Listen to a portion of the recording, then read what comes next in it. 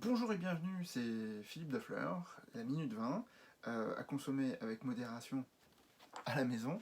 Maintenant, je voulais vous parler aujourd'hui d'une notion sur laquelle j'ai des détracteurs, parce que on va parler de minéralité. Alors la minéralité, c'est quoi? Moi, quand j'étais à l'école hôtelière, que j'ai eu mon diplôme de sommelier, on n'arrêtait pas de m'en parler, de m'en parler, de m'en parler. Ceci dit, on a été obligé de m'éduquer, de me tester et de me faire des tests organoleptiques pour pouvoir avoir une perception plus facile de ce qu'on appelait la minéralité. Les détracteurs qui ont l'habitude, en fin de compte, de contredire sur le sujet, c'est qu'en fin de compte, on pourrait considérer que la minéralité, ça pourrait être la sensation du sel qu'on retrouve dans certains vins, notamment ceux de Chablis, ceux de Bandol ou également Collioure. Donc pour le coup, c'est ce qu'on m'a fait faire comme exercice. On m'a rajouté de l'eau, du sel dans de l'eau pour pouvoir tester et on m'a baissé le taux de sel progressivement. Bon, c'est des fins gourmets.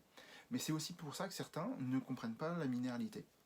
Parce qu'ils mettent trop de sel directement dans les plats et donc ils ont une perception gustative qui est atténuée par rapport à ça. Sinon, la minéralité, c'est bien des cailloux dont on parle. Ça, c'est un silex que j'ai récupéré à Pouilly-Fumé. Faut pas le dire, parce que sinon je vais me faire engueuler par les vignerons à ça quoi que je pique leurs cailloux. Mais si vous prenez deux silex que vous les tapez l'un contre l'autre, vous avez cette odeur de pierre à fusil. Donc effectivement. Maintenant, vous pouvez faire le jeu de goûter deux eaux différentes. Une eau de source montagneuse et puis une de Glenlivet. C'est des vallons sur l'Irlande qui nous permettent d'avoir une eau assez chargée, et notamment c'est celle avec laquelle on fait du whisky, et l'eau est très importante pour le whisky. Sinon, un autre jeu que moi j'adore, c'est qu'en fin on a un vigneron qui s'appelle Jean-Marc Brocard, qui a fait 4 cuvées différentes, toutes faites en Bourgogne, dans la région de Chablis, sur du chardonnay, sauf qu'on est en Bourgogne générique, il n'a pas le droit de s'appeler Chablis parce qu'il est à côté.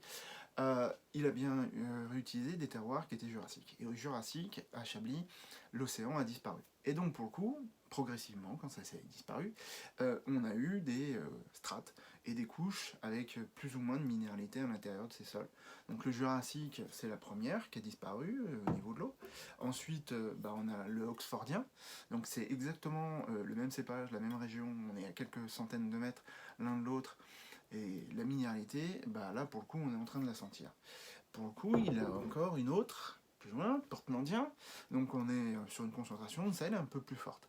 Pour finir sur celle que j'adore, la chiméridien.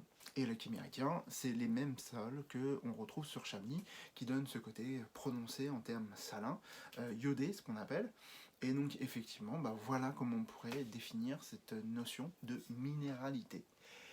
Merci.